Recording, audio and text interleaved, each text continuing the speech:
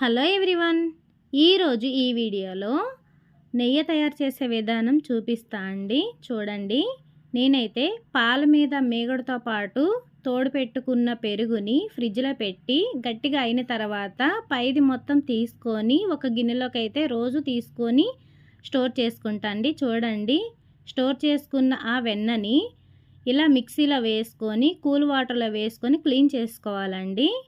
Clean చేసుకోకపోతే మనకి మంచిగా ఉండదు.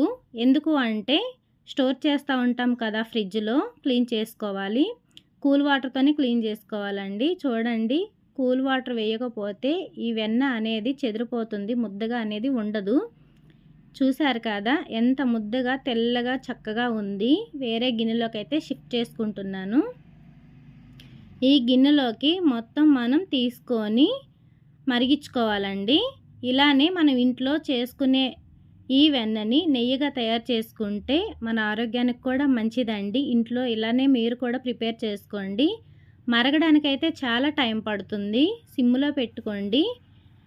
సిమ్లో పెట్టుకుంటే గిన్నె అనేది మాడిపోదు. నేనైతే స్టీల్ గిన్నె యూస్ చేశానండి, అందుకే నాకు గిన్నె అంటుకుంటుంది కింద. వేరే గిన్నెలోకి షిఫ్ట్ చేయాలనుకుంటున్నా. వేరే గిన్నెలోకి అయితే ఇప్పుడు నేను షిఫ్ట్ చేసుకుంటా అండి. చూశారు కదా నెయ్యి అయితే ఎలా ఏర్పడుతుందో చక్కగా. వేరే గిన్నెలోకి అయితే నేను తీసేసుకుంటున్నా అండి. ఎందుకంటే నల్లగా అయిపోకుండా మాడిపోకుండా ఉంటుంది. నెయ్యి పాడవకుండా ఉంటుంది, బ్లాక్ అవ్వదు. చూశారు కదండి, గిన్నె మాడిపోయింది నాకు, అందుకే వేరే గిన్నెలోకి తీసుకున్నాను.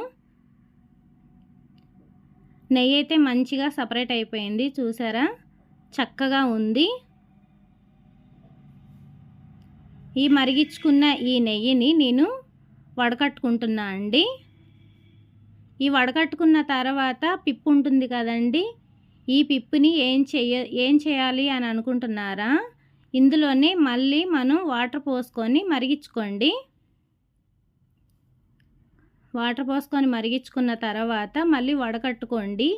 ఈ వాటర్ది మళ్ళీ ఫ్రిడ్జ్లో పెట్టుకొని గట్టిగా అయ్యిద్ది. పైన అంతా తీసుకొని కింద వాటర్ అంతా తీసేసుకొని మనం పైన నెయ్యిని వాడుకోవచ్చండి. త్వరగా వాడేయండి.